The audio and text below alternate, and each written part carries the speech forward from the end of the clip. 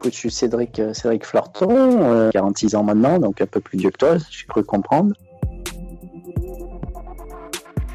C'était aux alentours des années 2000-2010. Il est jamais trop tard et c'est vrai que peut-être que j'ai enfoncé des portes à ce niveau-là, mais moi quand j'ai commencé dans ce sport, je pense qu'il n'y avait pas un entraîneur national, il n'y avait pas un entraîneur tout court qui aurait misé 1 euro sur ma pomme. J'ai jamais eu en tête de vivre de mon sport en fait. À l'époque, c'était en francs. Hein. Moi, ça devait être 300. C'était 3 fois rien, mais c'était déjà énorme.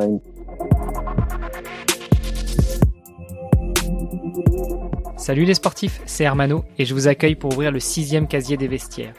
Je suis très ému de vous présenter cet épisode car celui-ci me ramène à mes premières amours qu'est le triathlon. Pour ceux qui ne connaissent pas ce sport, c'est en fait la combinaison de 3 épreuves que l'on enchaîne et qui se pratiquent sur différentes distances. De la plus courte, qui peut se finir en quelques minutes, à la plus longue, la distance dite Ironman, que les meilleurs mondiaux finissent en à peine plus de 7h35. Et aujourd'hui, j'ai reçu celui qui était une idole pour moi au début des années 2000. Un ancien triathlète qui performait sur la distance dite olympique et qui pourtant vivait avec quelques centaines de francs. Oui, vous avez bien entendu, quelques centaines de francs et pas quelques centaines d'euros. Mais juste avant de vous laisser écouter cet opus chargé en émotions, j'ai un énorme service à vous demander. Ce podcast ne touche malheureusement que très peu de personnes à l'heure actuelle et son but est double. Son premier objectif, enfoncer des portes sur le financement des carrières des sportives et sportifs professionnels. Et oui, sport de haut niveau ne rime pas forcément avec rouler sur l'or.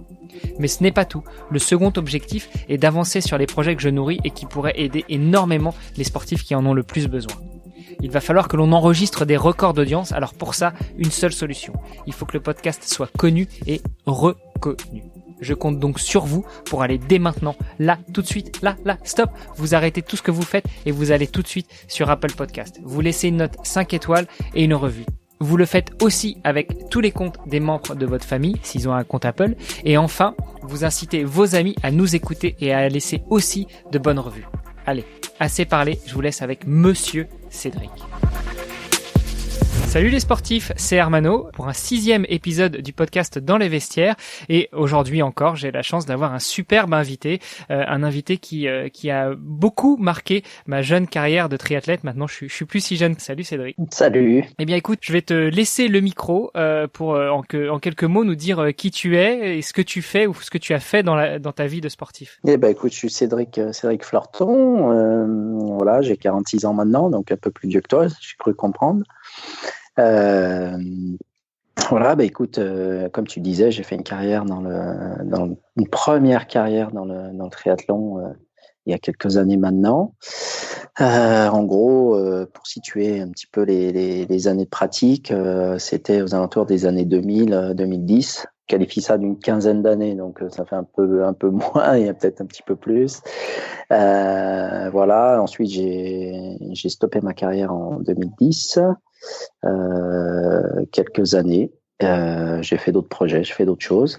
Et puis, tout en faisant d'autres choses, j'ai repris une autre activité physique, un autre sport. Je me suis lancé dans un autre sport qui s'appelle le trail. Voilà, et depuis, je fais une petite carrière aussi dans le trail, sympathique. Et puis, j'ai repris un peu le triathlon. Et voilà, donc je vais jeter entre plusieurs sports, ce qui me fait plaisir. Voilà pour une présentation très brève. Ah ouais, alors c'était très bref. On va peut-être rentrer un petit peu plus dans les détails. Il va falloir que tu nous en dises un peu plus sur ton palmarès. Si je ne m'abuse, déjà, le triathlon, tu as découvert ça un petit peu sur le tard. Voilà, donc triathlon sur le tard, j'ai envie de dire, j'avais 20-21 ans, je crois. Donc c'est vraiment, et quand je dis 20-21 ans, c'est découverte du sport, hein, enfin de ce sport. Donc voilà, donc ça a mis quelques années, j'ai envie de dire, pour que ça devienne un peu sérieux et qu'il y ait des résultats un peu probants. Ouais. Donc quelques années, c'est-à-dire? Moi, pour me construire, je pense que j'ai bien dû mettre 3, 4, voire 5 années. Ouais, 5 années. Ouais, parce que j'ai dû signer ma première licence en 94. Et les premiers résultats, 98, où je fais vice-champion de France universitaire et un top 10 au championnat de France. Donc, c'est les tout premiers résultats. Voilà, et puis les premières Coupes du Monde, ça a commencé en 2001. Et puis vraiment, là où j'ai éclaté, c'est 2003. Voilà, 2003. Donc, ouais, ça fait quasiment 10 ans, finalement. Ouais. Ouais. Ouais. Ça rajeunit pas? Non, non, mais bon, après, ça fait partie du passé et ça reste quand même des bons souvenirs. Et c'est vrai que je n'ai pas l'habitude de me tourner sur le passé. C'est pour ça que j'oublie un petit peu les dates, tout ça. Et voilà. Mais j'ai pas de problème avec mon passé, tout va bien. Moi, ça me ramène justement dans les années 96, 17, 18, quand j'ai aussi découvert le triathlon. Et d'ailleurs, je pense que t'as connu un des copains avec qui j'ai pas mal nagé, qui est Francky Batelier. Ah, bien sûr, bien sûr. Ok, Crostibat. Vous, vous étiez dans le même club, je crois. Ouais, on est resté pas mal d'années dans le même club. Voilà, on a partagé pas mal de courses ensemble, voire même de déplacements. Il a fait quelques piges en équipe de France aussi, Francky. Voilà, bon. Ouais, effectivement, ouais, Francky, bon gars, mon pote. euh, ouais, donc tu nous l'as dit, tu as découvert le triathlon sur le tard. Ça a mis 3-4 ans pour faire tes premiers résultats. Donc, premier gros résultat, vice-champion de Ouais, France donc, universitaire. ouais, ouais, en fait, quand j'ai commencé le triathlon, j'étais pas nageur. J'étais pas plus coureur d'ailleurs, j'étais pas plus rouleur. Hein. J'ai vraiment commencé. Bon, ceci dit, après, quand on analyse un petit peu ces trois sports, il y en a un des trois, la natation, où effectivement, on va dire, en termes de technicité, c'est un peu plus fourni, c'est un peu plus complet. Donc voilà. Et généralement, ce qu'on dit, c'est que quand on n'a pas nagé étant jeune, c'est difficile d'acquérir un bon niveau, un très haut niveau en natation. Donc voilà, donc ça a mis un petit peu de temps pour moi, ça a été beaucoup d'efforts. Autant en course à pied et en vélo, j'ai envie de dire, j'avais le moteur pour rapidement être à haut niveau, voire très haut niveau, parce que j'ai la chance d'avoir une bonne capacité physique, physiologique.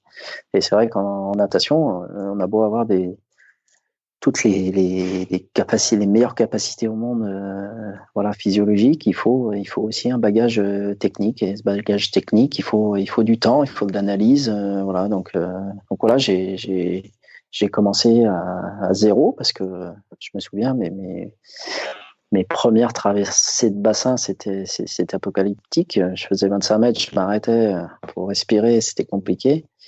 Et puis voilà, fil en aiguille, bah voilà, j'ai réfléchi, je me suis filmé. Donc maintenant c'est facile de se filmer avec une GoPro, on la met dans l'eau, mais à l'époque c'était un peu plus compliqué. Il fallait un caisson, etc., un caméscope, voilà. Mais donc j'avais monté mes systèmes, etc.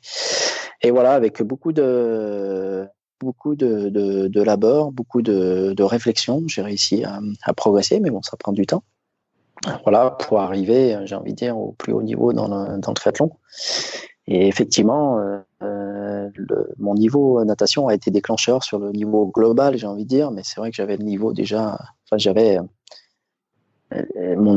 mes performances à pied et en vélo, enfin ce que je pouvais produire physiologiquement dans ces deux sports, ça me laissait penser quand même que je pouvais faire de grandes choses. Me manquait juste, voilà, ce niveau natation qu'il fallait pour arriver à sortir dans mon paquet et arriver à être performant. Et bah voilà, bah ça m'a pris quelques années parce que c'est un sport compliqué.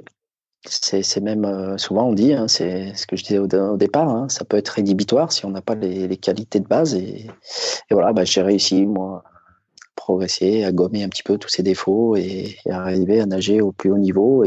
Et comme ça, quasiment du jour au lendemain, enfin, on m'a découvert d'une saison sur une autre parce que voilà, j'ai gratté un petit peu les secondes qui m'ont permis un jour voilà, de sortir dans mon paquet et de pouvoir m'exprimer ensuite sur le vélo et en course à pied. Tu le dis, tu as commencé de zéro, donc ça pourra peut-être donner des idées et des ailes aux petits jeunes qui nous écoutent et qui se disent qu'il est trop tard pour commencer un sport. C'est bien la preuve qu'il est jamais trop tard. Il est jamais trop tard et c'est vrai que peut-être que j'ai enfoncé des portes à ce niveau-là, mais moi quand j'ai commencé dans ce sport, je pense qu'il n'y avait pas un entraîneur national, il n'y avait pas un entraîneur tout court qui aurait misé 1 euro sur ma pomme, parce qu'effectivement, il me manquait ce bagage de natation. Bon, bah, j'ai fait des belles choses, on pourra en parler. Dans ma carrière, j'ai eu des résultats, etc. Ça, c'est bien. Mais ce dont je suis le plus fier, on peut en parler, mais enfin, je sais pas si on peut en parler, Bien sûr. mais voilà, voilà, c'est le fait d'avoir effectivement enfoncé des portes. Personne n'y était arrivé. Partir de zéro comme ça et arriver à un âge avancé, parce que 20 ans, 21 ans, on est mature, j'ai envie de dire. La construction psychomotrice est faite, donc c'est toujours un peu.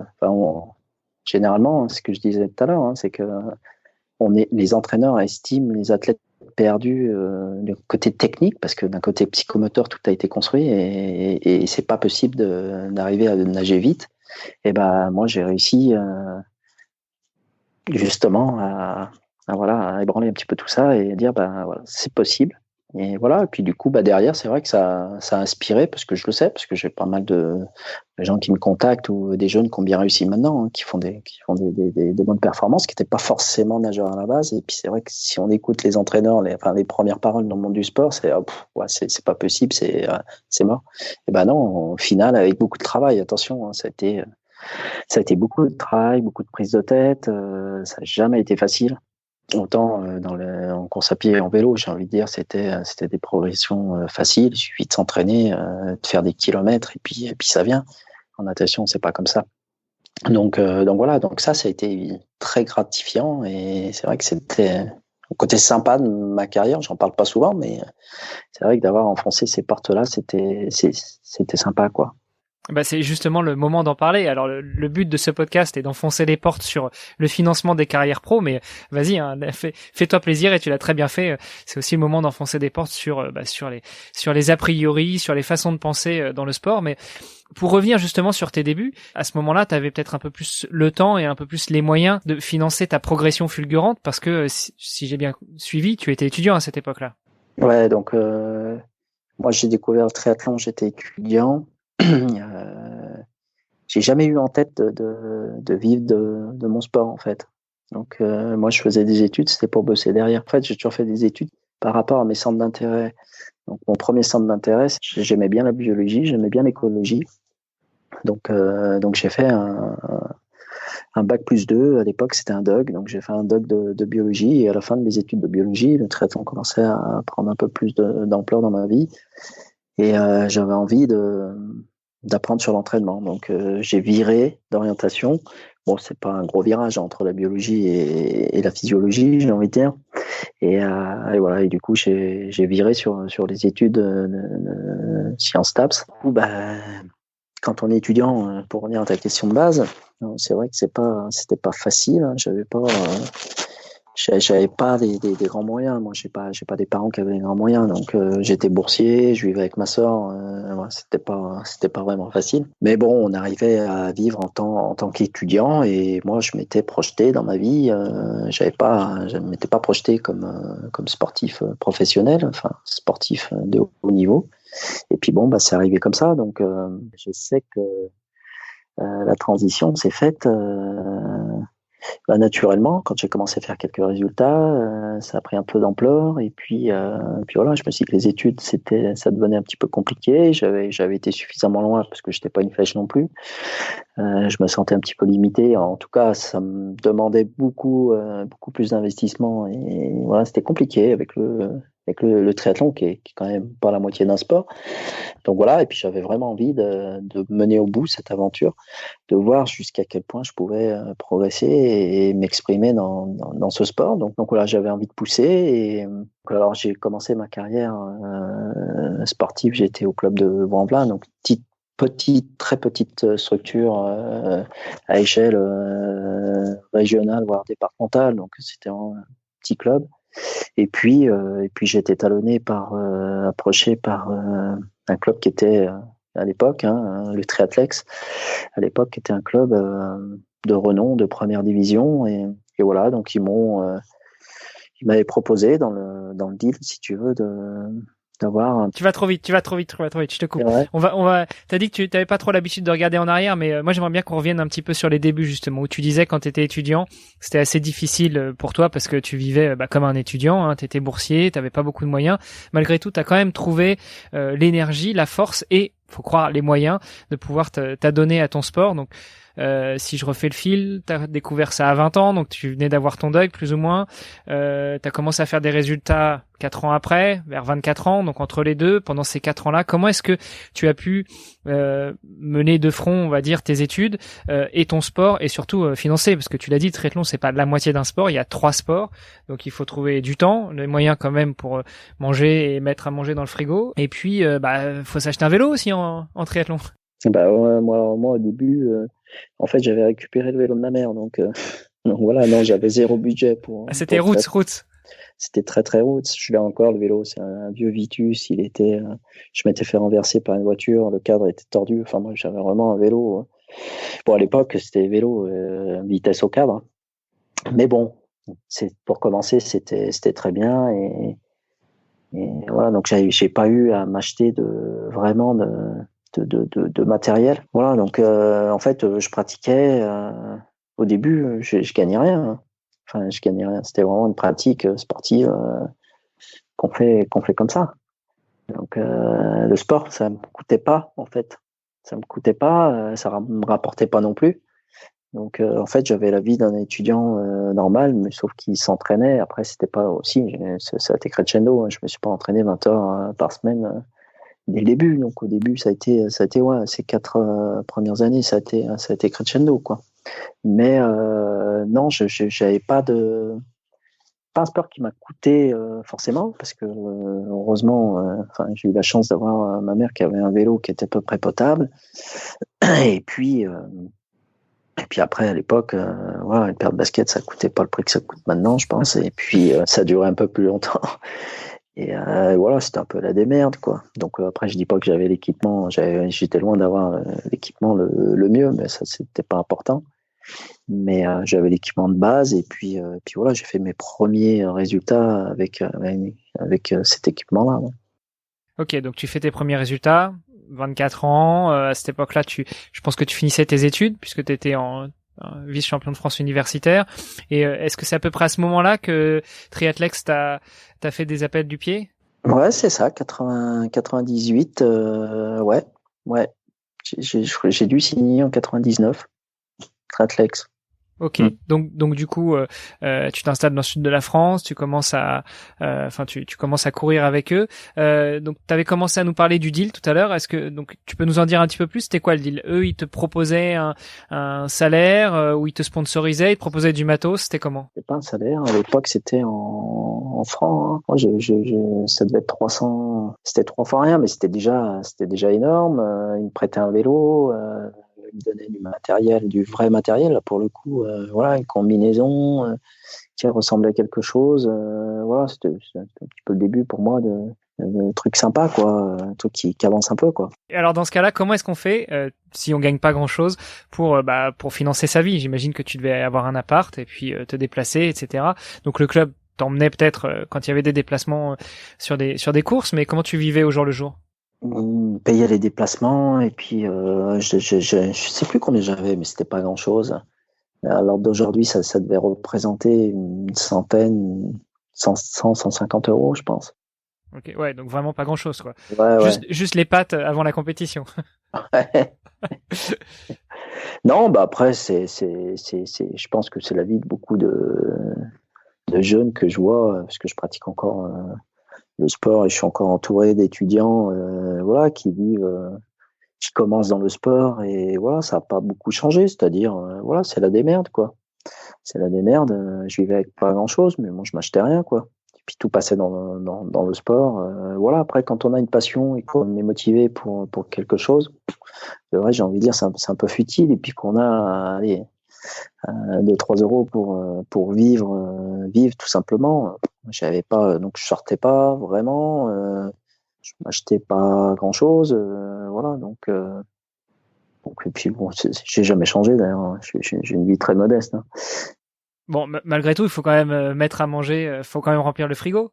Ouais, bah c'était du basique, très basique. Alors après, bah, au fur et à mesure des années, cette petite enveloppe là, elle a grossi avec les résultats et les années.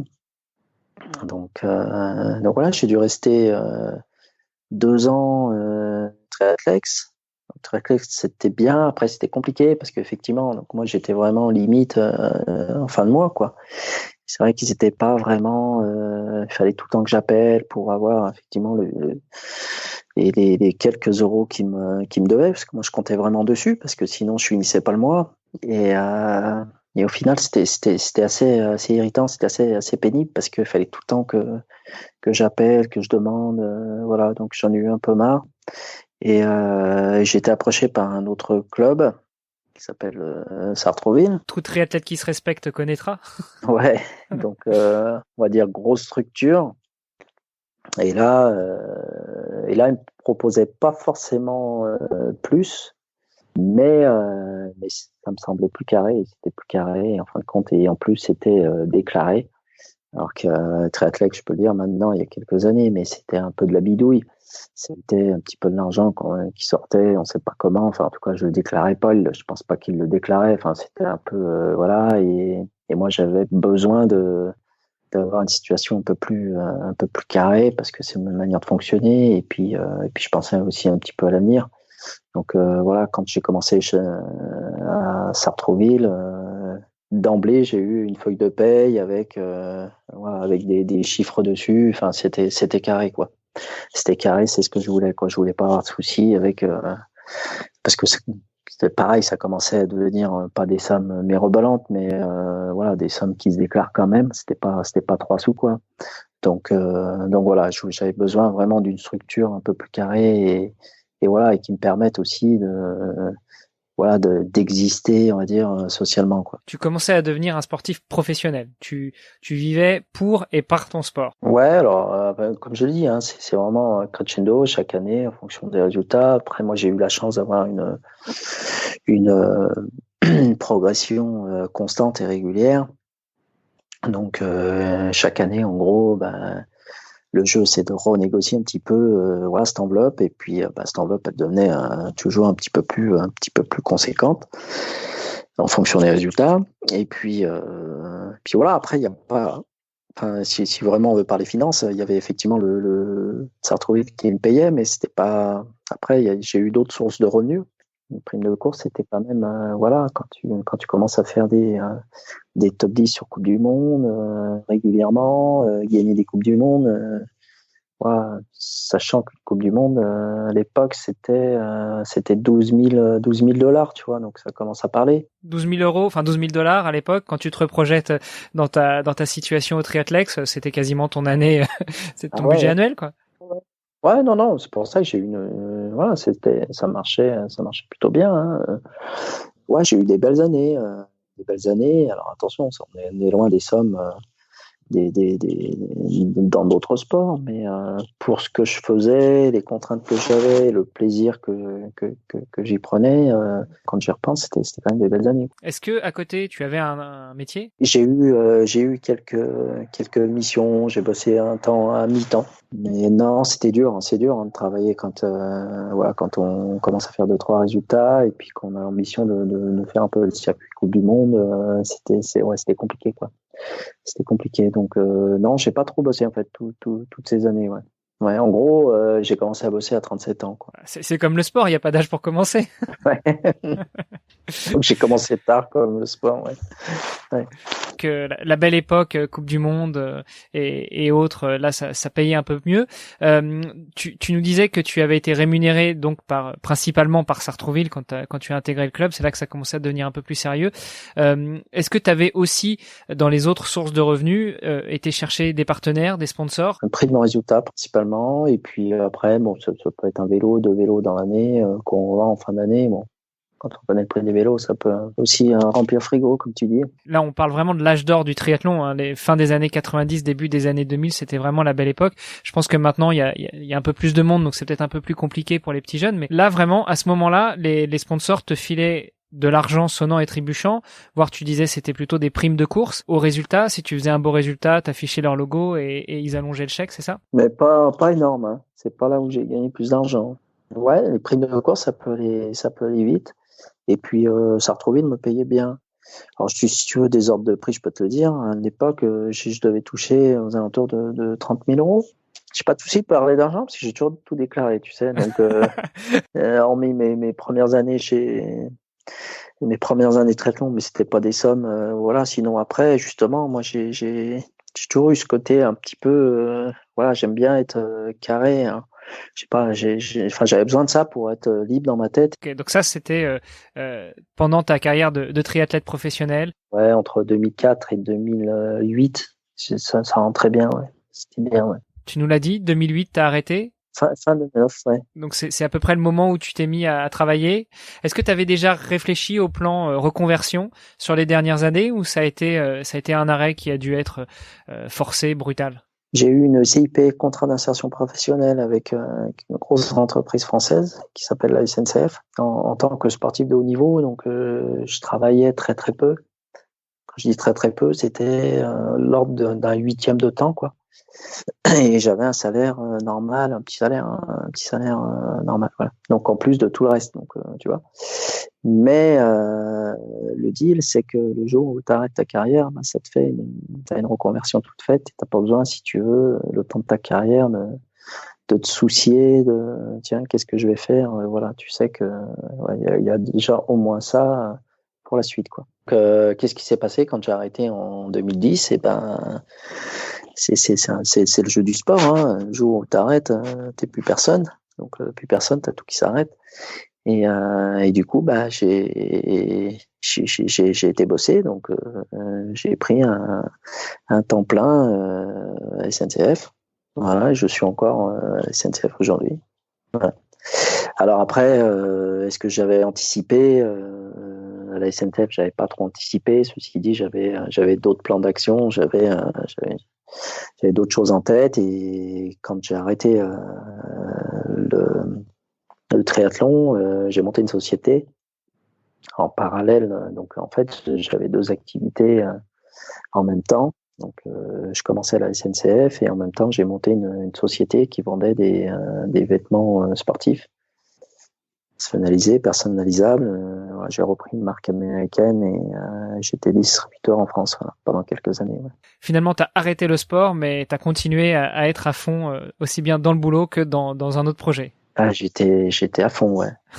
J'étais taquet parce que je menais deux activités. Alors, je commençais, on va dire, un vrai métier à la SNCF. Donc, c'est commencer une nouvelle activité, c'est jamais facile. J'avais pas mal de choses à apprendre.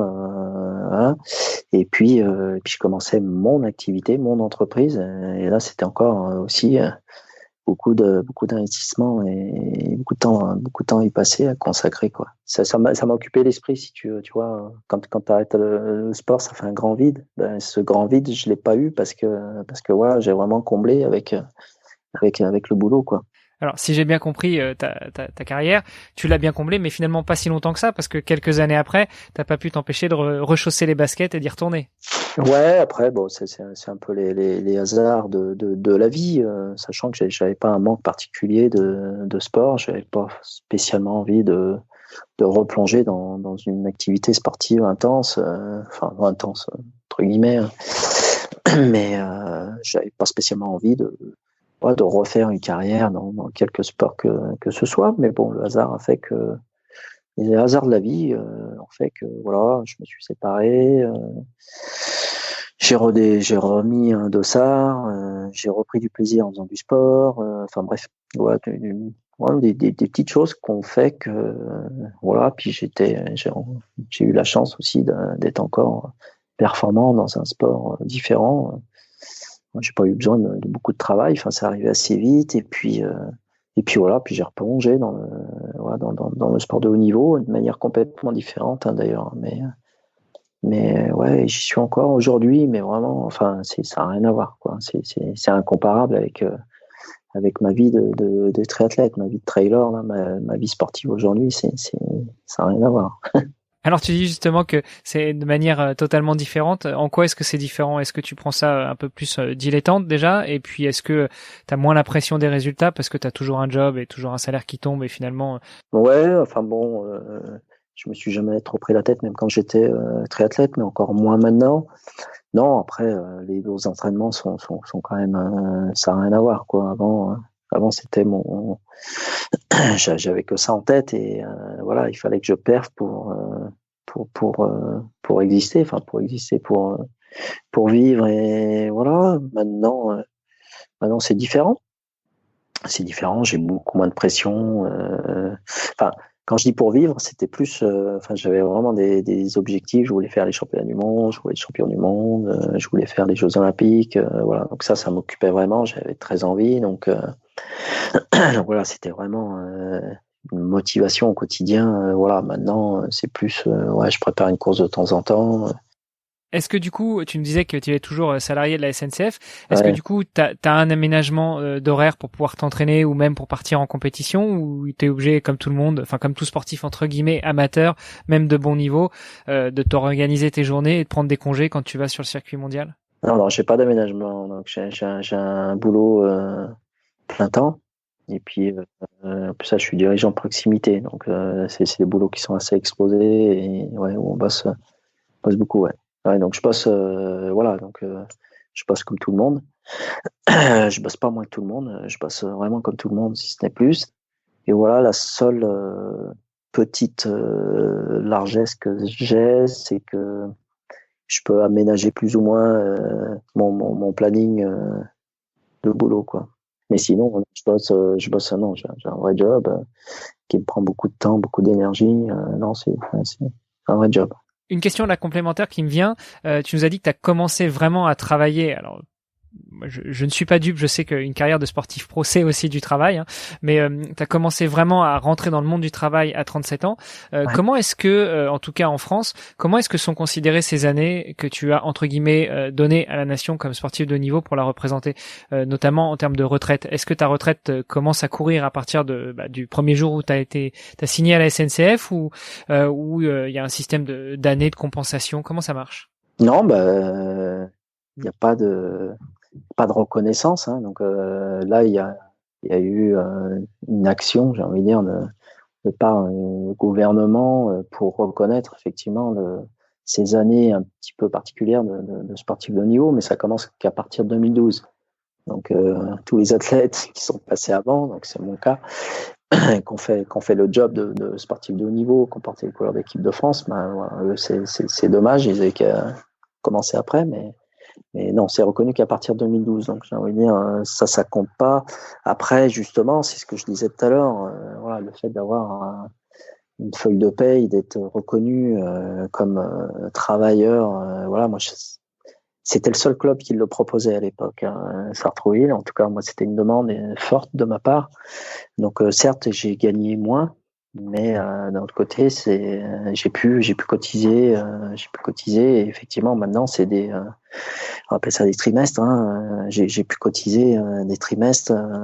Voilà, donc c'est pas des années perdues me concernant, c'est pas des années perdues, heureusement. Mais après, j'ai pas non plus cotisé énormément, quoi. Non, mais en tout cas, et c'est un conseil qu'on pourrait donner aux petits jeunes qui nous écoutent et qui voudraient se lancer dans une carrière de sportif pro, ça fait partie des sujets à étudier, c'est-à-dire commencer à cotiser le plus tôt possible, donc sans forcément rechercher l'appât du gain, en tout cas, éventuellement chercher un club ou une structure qui vous permet aussi d'avoir ce statut de salarié et de cotiser pour la retraite. Comme je te disais tout à l'heure, j'ai eu l'impression quand même que tu as vécu dans les belles années du triathlon, les années d'or du triathlon, en tout cas en France. Ouais, mais je crois que, tu vois, t'en parlais tout à l'heure, mais je t'ai pas coupé, mais ouais, c'était des belles années, mais je pense que les meilleures années, c'était encore même avant, quoi. Ouais. Toi, t'as connu, hein, t'en parlais tout à l'heure, les années 90, là, où le début du triathlon, en fait, hein, j'ai cru comprendre que il y avait vraiment des primes, des primes de course qui étaient super intéressantes. Hein. Ouais, il y avait une densité beaucoup moins importante aussi, je pense. Je pense qu'il y a eu une génération avant nous, exactement, qui a vraiment profité du triathlon et qu'on vivait bien et qui se faisait plaisir. Et effectivement, ils n'étaient pas nombreux ouais. Et après, ça c'est un petit peu de plus en plus, je pense, hein, en même temps que ça se professionnalise, ça se structure, et ben ça demande de plus en plus d'argent pour les organisateurs aujourd'hui. Hein, je pense le mec qui veut organiser quelque chose aujourd'hui est obligé de se payer la sono, est obligé de se payer le speaker, le chronométreur, le médecin, le machin. Enfin bref, donc ça lui fait déjà une grosse enveloppe, voilà, qui est redistribuée pas dans les prize money. Donc à l'époque, je pense que c'était plus, voilà, l'enveloppe, elle était plus distribuée pour pour les coureurs. On était un peu plus en mode artisanal. C'est vrai que je me souviens de mes premières courses où ça ressemblait pas du tout à une course de triathlon maintenant. Mais bon, c'est vrai que le matos n'était pas le même non plus, notamment quand on regarde les vélos, comme tu dis. Quand t'as commencé en 96, t'as commencé avec le vélo de ta maman, et maintenant c'est un peu le concours à celui qui a la plus belle machine dans le parc. Ouais, c'est clair. La semaine dernière, on avait Sandra Coutard, qui est une jeune voileuse de 18 ans, qui va se préparer pour Paris 2024, qui nous disait que elle, de son côté, la Fédé n'est pas du tout en mesure d'aider, et du coup, tout ce qui est déplacement, notamment avec le bateau, parce qu'il faut qu'elle déplace son bateau, c'est quasiment tout à sa charge. Est-ce que, en tout cas toi, quand tu étais dans le circuit triathlon fin 90, début 2000, est-ce que la fédération vous prenait en charge quand vous alliez sur les grands rendez-vous internationaux pour représenter la France, ou tout était à ta charge? Moi, j'ai vécu les deux, si tu veux. J'ai vécu pendant pas mal d'années, si tu veux, j'ai été boudé, entre guillemets, j'ai été boudé par la fédération parce que j'étais un électron libre. Je m'entraînais de mon côté, mes qualités. J'étais pas nageur, donc personne croyait en moi. Enfin bref, donc avant que j'ai dû faire beaucoup de résultats par moi-même. Ça veut dire par moi-même, c'est-à-dire c'est moi qui me payais mes déplacements, c'est moi qui allais sur des courses alors, qui n'étaient pas les coupes du monde.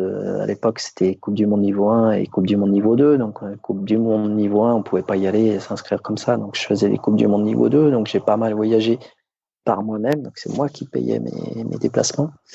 Voilà, et puis le jour où vraiment j'ai été reconnu par ma fédération, bah là après tout était pris en charge par la fédération. Et la fédération, à partir du moment où on est, j'ai envie de dire, en équipe de France, en préparation olympique, elle joue quand même, c'est le jeu à ce niveau-là.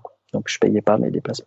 Mais pendant pas mal d'années, j'ai dû pour faire mes preuves, si tu veux, ce qui est un peu normal, hein, je trouve ça un peu normal.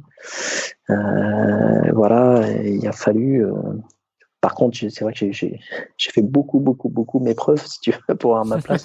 Contrairement à certains, mais bon, peu importe, ça c'est un autre sujet. Mais voilà, donc pour faire ses preuves, il faut mettre la main à la poche et puis voilà. Et après, une fois qu'on est dans l'équipe, la Fédé prend en charge quand même pas mal de choses.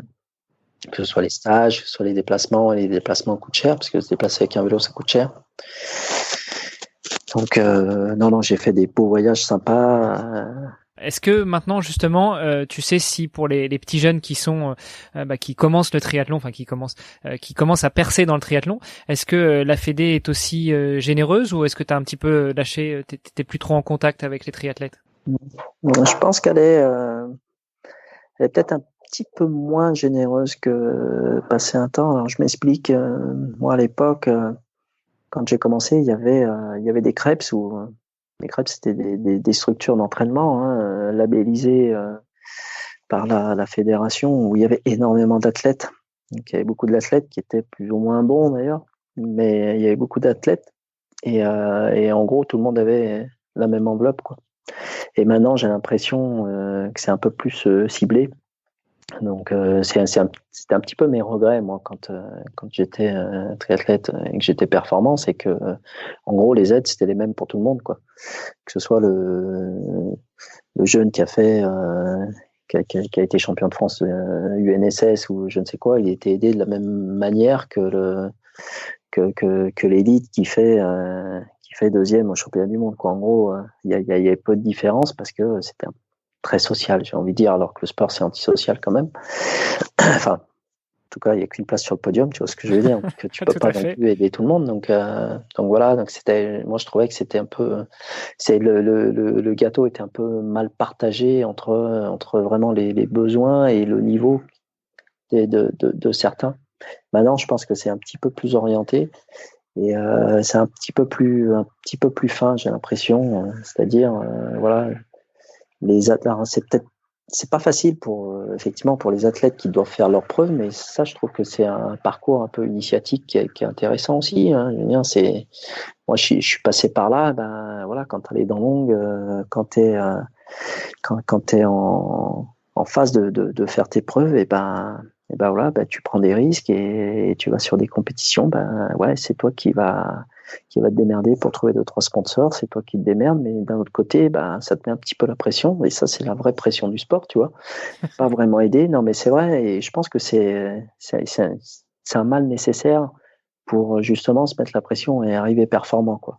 Et après, je trouve tout à fait normal que, bah, une fois qu'on a fait ses preuves, une fois qu'on a montré un niveau de performance élevé et qu'on peut effectivement apporter des résultats à la nation, et ben effectivement qu'il y ait une prise en charge conséquente, parce qu'après après on rentre dans une structure, une vision des choses un petit peu différente où voilà, c'est vraiment l'athlète doit être accompagné, il doit être soutenu, voilà. Et je pense que la Fédé le fait de mieux en mieux, ça. C'est-à-dire ceux qui sont vraiment labellisés au niveau, qui sont en mesure de faire les jeux ou d'apporter des titres à l'équipe de France.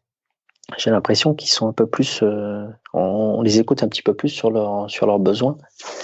Et ça, je trouve que c'est pas plus mal. Je pense que c'est Franck Bignet là, qui a fait pas mal de choses intéressantes à ce niveau-là, ouais. Ouais, c'est genre, tu fais tes preuves, une fois que tu as fait tes preuves, on va t'aider, et on t'aidera comme tu le veux. Voilà. Mais montre-nous d'abord que tu es capable. Voilà, montre-nous d'abord que tu es capable. Et je trouve que le montre-nous d'abord que tu es capable, je trouve que c'est quand même super important dans le sport. Ouais. Tout à l'heure, tu nous as dit que tu avais intégré la SNCF, mais que malgré tout, tu avais quand même d'autres pistes en tête. Est-ce que, par exemple, tu avais pensé à l'armée des champions? Je sais que c'est quelque chose qui ressort souvent, et notamment Francky est militaire. Mm-hmm. Alors, moi, à mon époque, il y avait trois possibilités. Hein. En gros, la fédération a été partenaire, entre guillemets, avec trois entités. Donc, il y avait la SNCF, il y avait l'armée et il y avait la police. Donc en gros, la police, ça aurait pu être pas mal, mais la police, il fallait consacrer une année, c'était une année quasiment à temps plein consacrée à la police, c'est-à-dire il fallait être agent. Enfin, il y avait toute une formation qui était. Oui, t'avais l'académie de police pendant un an. Voilà, exactement. Et moi, j'avais pas un an à perdre, sachant que j'avais commencé tard et ça me disait moyen de perdre une année. Après l'armée, bah moi, j'ai failli re-rentrer à l'armée parce que j'ai fait mon service militaire. Moi, j'ai eu la chance ou pas de faire mon service militaire et c'est pas super bien passé. Si tu veux, j'ai pas eu une super expérience avec l'armée, donc j'avais pas trop envie de retourner dans ce milieu-là. Et du coup, ben il y avait la SNCF qui me paraissait pas mal. Et du coup, ben ça a pris quelques années. Hein. Ça aurait pu être plus rapide et avec la police ou l'armée, mais ouais, j'ai attendu quelques années pour entrer à la SNCF. Justement, donc ça remonte déjà à quelques années, mais quand tu as fait ce choix d'intégrer plutôt la SNCF, comment est-ce que ça se passe? C'est les petits papiers entre l'entreprise et la fédération, en fait. Donc c'est pas toi directement qui va demander. Voilà. Donc la fédération, il y a une personne qui est chargée de la reconversion des sportifs de haut niveau et voilà. Et après, ça fait partie de ses dossiers et il investit les entreprises en fonction des souhaits du sportif. Tu es en contact avec la personne de la fédération, donc là en l'occurrence on parle de la fédération française de triathlon, avec qui vous avez très certainement négocié cette CIP, cette convention d'insertion professionnelle, et puis tu donnes tes souhaits et après c'est cette personne-là qui va aller à la recherche du poste qui va correspondre à tes attentes, c'est ça? Tout à fait. La personne en charge des CIP va aller voir les entreprises pour préparer la reconversion. Donc c'était vraiment une démarche de préparer la reconversion pour toi, ou c'était plus sur tes dernières années, tu sentais que c'était la fin, mais tu avais aussi besoin d'un financement et donc tu as cherché un job et peut-être dans l'idée d'une reconversion, ou c'était vraiment la programmation de ta reconversion? Moi, c'était une sécurité. Donc effectivement, je gagnais, on l'a dit, hein, je gagnais plutôt pas mal ma vie, donc c'était pas vraiment un besoin au quotidien, mais c'était un besoin pour après, c'est-à-dire poser mes valises, c'est-à-dire même dans ma tête être serein, me dire demain, parce que le sport ça peut s'arrêter du jour au lendemain. Je prends mon vélo, je vais au bout de la rue, je tombe, je me casse le coude, voilà, c'est plié, t'as une saison, 2 saisons, et puis c'est fini, t'es oublié, quoi. Donc voilà, ce qu'il faut savoir, c'est qu'une carrière de sportif, ça se joue à pas grand-chose. Et Donc voilà, il faut assurer un petit peu les arrières, faut pas être inconscient. Donc voilà, moi je suis toujours parti du principe que ça pouvait s'arrêter du jour au lendemain et que du jour au lendemain il aurait fallu que je gagne ma vie, surtout que entre toutes ces années, on l'a pas dit, mais je suis devenu marié, j'ai eu des enfants, j'ai eu 2 enfants, donc voilà, c'est quand même un certain nombre de responsabilités, donc je pouvais pas me permettre, si tu veux, de prendre des risques et me dire, ben, du jour au lendemain, si je perds tout, j'ai rien, quoi. Donc c'était surtout dans ce but-là que j'ai signé à la SNCF. Tu nous as dit aussi que tu avais réussi à avoir quelques partenaires, quelques sponsors qui te filaient principalement des primes sous forme de primes de résultats quand tu avais des résultats. Comment est-ce que ça se passe ou à l'époque, comment est-ce que ça se passait une négociation avec les sponsors? Est-ce que là aussi c'était la fédération qui faisait l'entremise ou c'est toi qui faisais toutes les démarches? Non, bah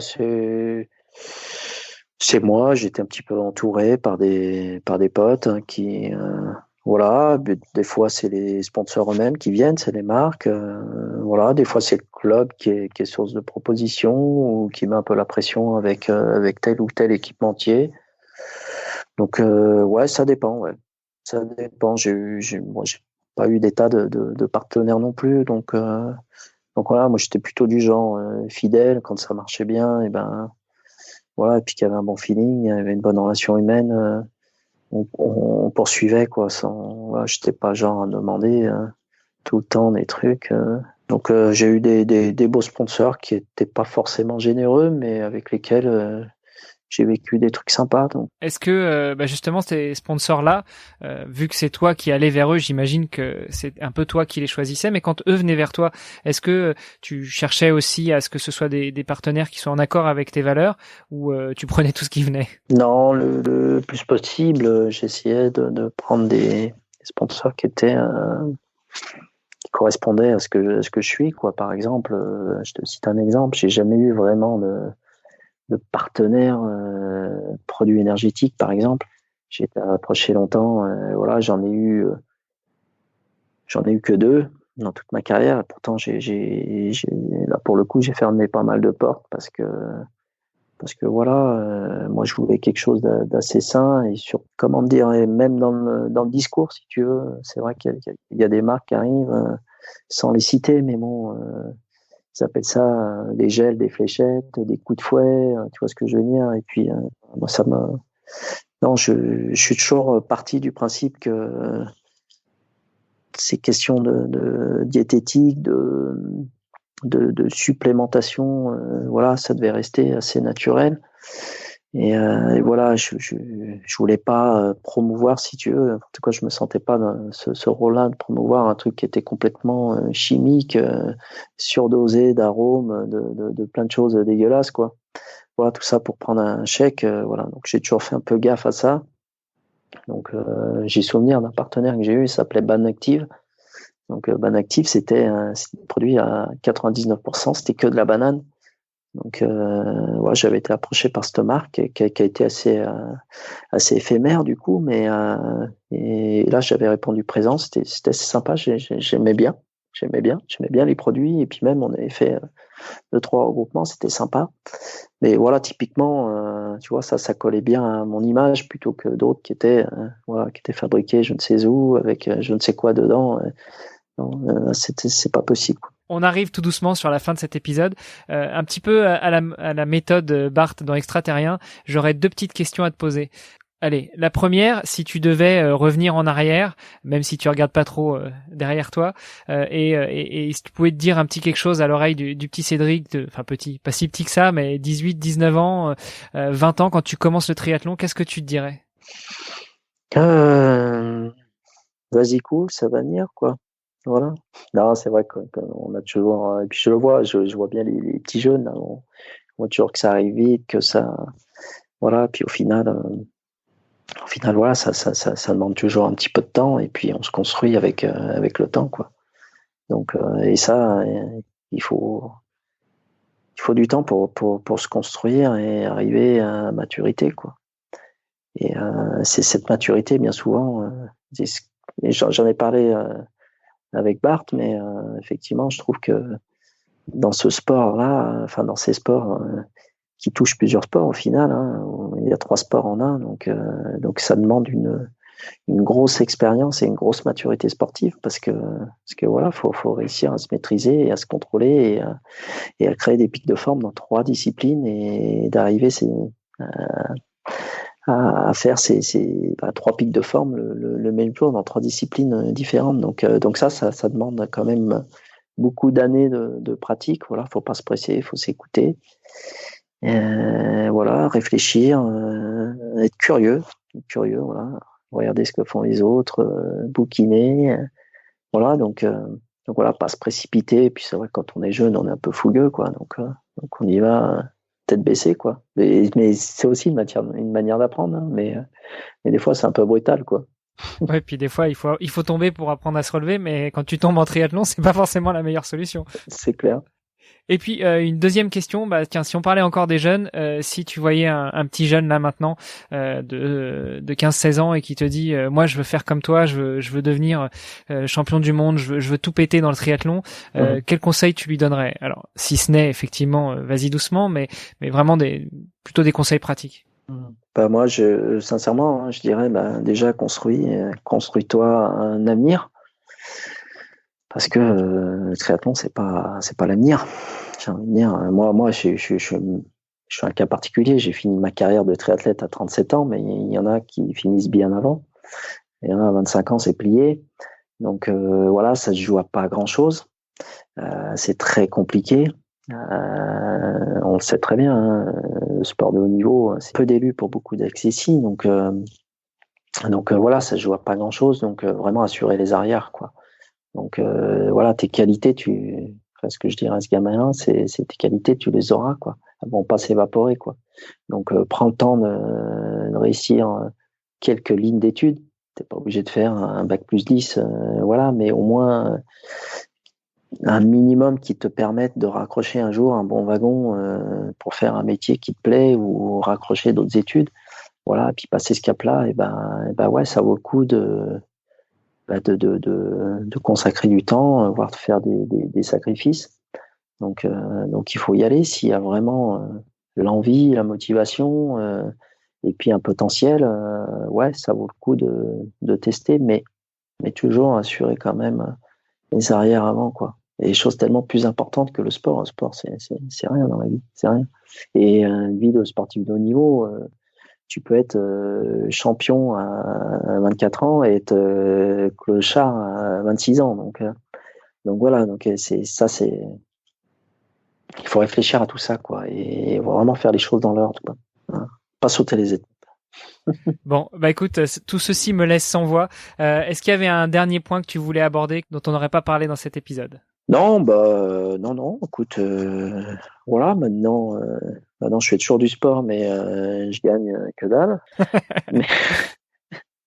mais bon, parce que le thème était quand même autour de l'argent, donc voilà. Non, maintenant, je vois vraiment que pour moi, c'est difficile dans le sens où voilà, donc j'ai un métier effectivement, mais je gagne pas ma vie, c'est pas ça gagner sa vie, donc j'ai la belle vie. C'est vrai que je me plains absolument pas sur mon sort parce que voilà, j'arrive à faire des choses sympas et je m'éclate bien, mais c'est vrai que ma forme et mes résultats, ça peut faire rêver, j'ai envie de dire des quarantenaires, voire même plus, mais mon compte en banque et mon salaire, ça fait rêver personne, je suis sûr. Mais bon, j'ai la belle vie quand même.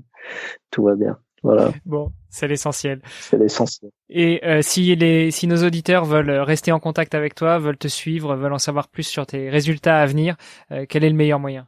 Instagram, Facebook. Donc là, j'ai une année un peu chargée avec un projet qui s'appelle Xefi Extreme Team. Donc il y a tout sur Facebook, il y a une page Facebook, il y a une page Insta. Voilà, et puis bon, moi je suis toujours un peu sur Facebook, je balance toujours quelques trucs. Après, je suis un peu full au niveau des invitations, mais voilà, Insta aussi, j'essaye, mais bon, après, je suis pas la star des réseaux sociaux. Hein. Mais on est plutôt jeune, c'est pour ça, on n'a pas tous les codes. C'est pas ma génération, mais je me soigne. Merci beaucoup Cédric pour cette interview. C'était très sympa de ta part d'avoir répondu présent. Et puis je vous souhaite en tout cas, chères auditrices, chers auditeurs, une bonne semaine et je vous dis à la semaine prochaine pour une nouvelle interview. Allez, salut. Si vous êtes encore là, c'est que vous avez apprécié cet épisode et je vous en remercie infiniment. Dites-moi ce que vous en avez pensé en commentaire de l'article sur vestiaire.info ou avec une revue sur Apple Podcast. Ah, et une dernière chose. Encore une fois, je vous le répète, le mercredi 11 mars, avec Bart, nous organisons un second apéro sport podcast. Ce sera à Paris, à partir de 18h30 et jusqu'au bout de la nuit. Enfin bon, jusqu'à ce que le dernier tombe et soit fatigué. Nous serions super heureux de vous y revoir. Tous les détails sont sur l'événement Facebook ou dans les notes de l'épisode et je vous mets aussi toutes les infos sur Cédric pour pouvoir suivre son projet fou. En attendant, je vous souhaite une excellente journée et je vous dis à la semaine prochaine. Salut les sportifs!